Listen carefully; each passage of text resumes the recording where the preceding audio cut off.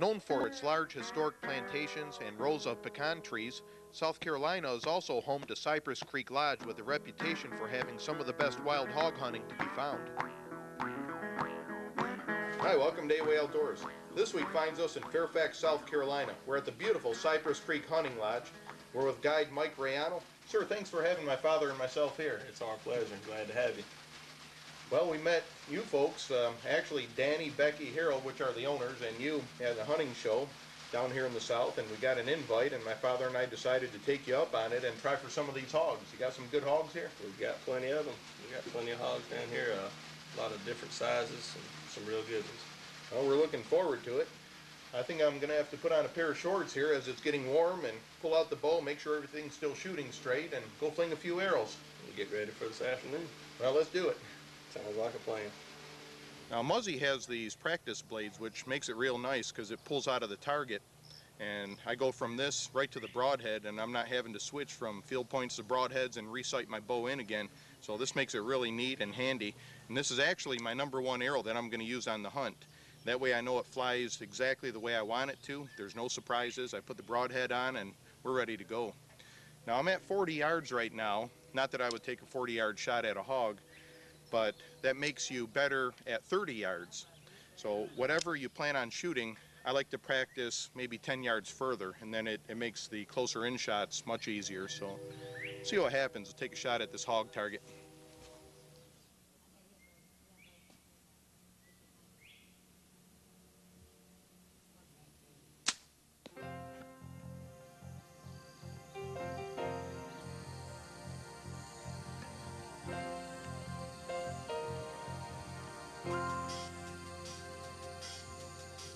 We're gonna hunt the corn here for hogs. We tried hunting from a tree stand for a little bit. They're really knocking down this farmer's corn here, aren't they? They've gone pretty much nocturnal, and with the standing corn like it is, stand hunting really hasn't been productive. So we're gonna get a little aggressive this morning to see if we can slip through the corn and try to stalk up on one. If it works out, I think it'll be pretty interesting. It will be. I've hunted deer this way, but I've never hunted hog this way. Should be a lot of fun. It'll be fun. We've got an island out there. Actually, you can kind of see the top of it right there. It's got a pond in it, and it stands to reason with standing corn. They've got food cover and water right there at the pond. They really don't have to go anywhere, so we're just going to go to them. Sounds good.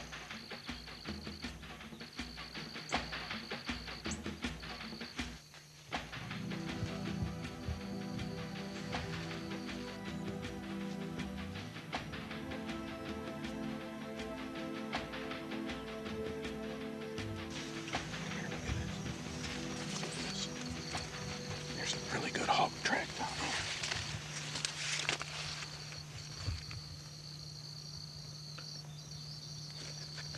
Right there.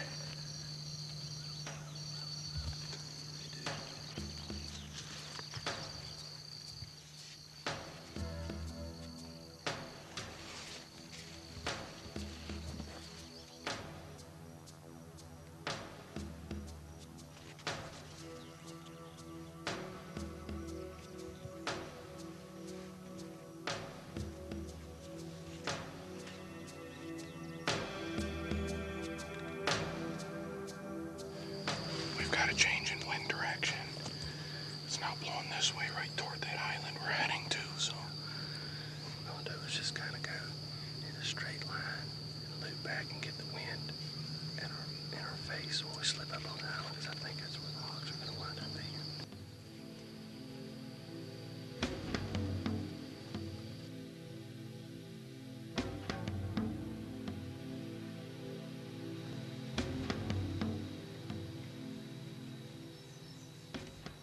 that's that same hog track he thinks we've been pushing, following. He thinks we may have bumped him out of here. Well, this is where the hog wallows, where he beds down. Yeah, what he does, he'll get out in the sand like this in the dirt, dig a hole and just kind of roll around in it and get comfortable. And he just lays right there because he gets in the cool dirt, and that keeps him comfortable. And that's where they lay when they get out in these cornfields. Well, here in the south, not only do you have to watch for snakes, mosquitoes and stuff, but anytime I go into the south, I watch for them fire ants. And I took one of my cameramen pheasant hunting one time, and the dogs were on point. I'm getting ready for the shot, and the cameraman got into position. All of a sudden, he started hooting, hollering, and jumping. He was standing on a fire ant hill, and them fire ants, they come out in a hurry. They attack you. Their bite burns, then it itches, and you get these pustules. This is a fire ant hill right here. I'll show you how fast they come out on the attack. Look at that. It alerts the whole colony. And you can see why when my cameraman was standing on them, they got on him in a hurry. After leaving our fire ant friends behind, we skirted around the cornfield in hopes of catching up with the hog that left the big tracks.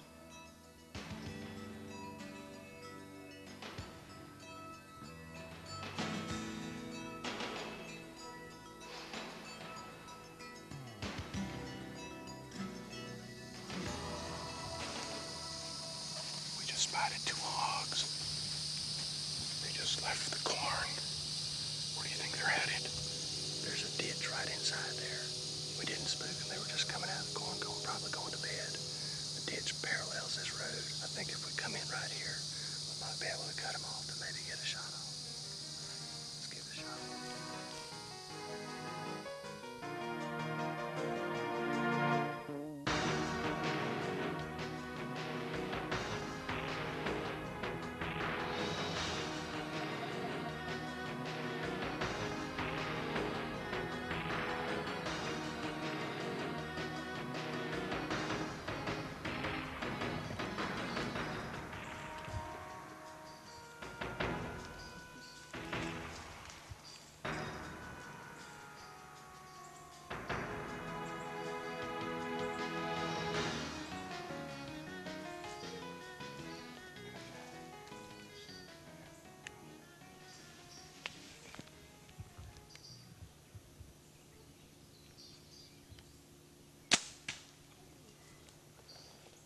Watch up here. There he goes. He's going down. Going down.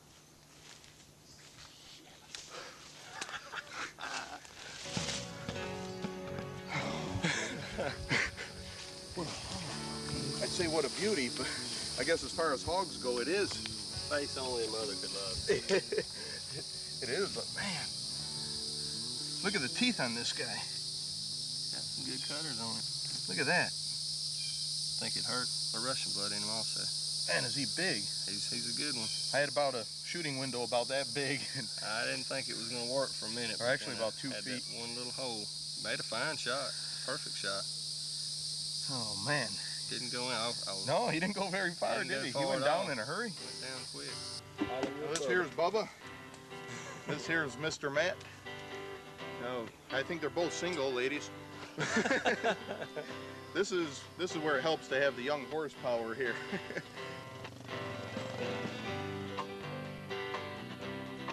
Well, Mike, we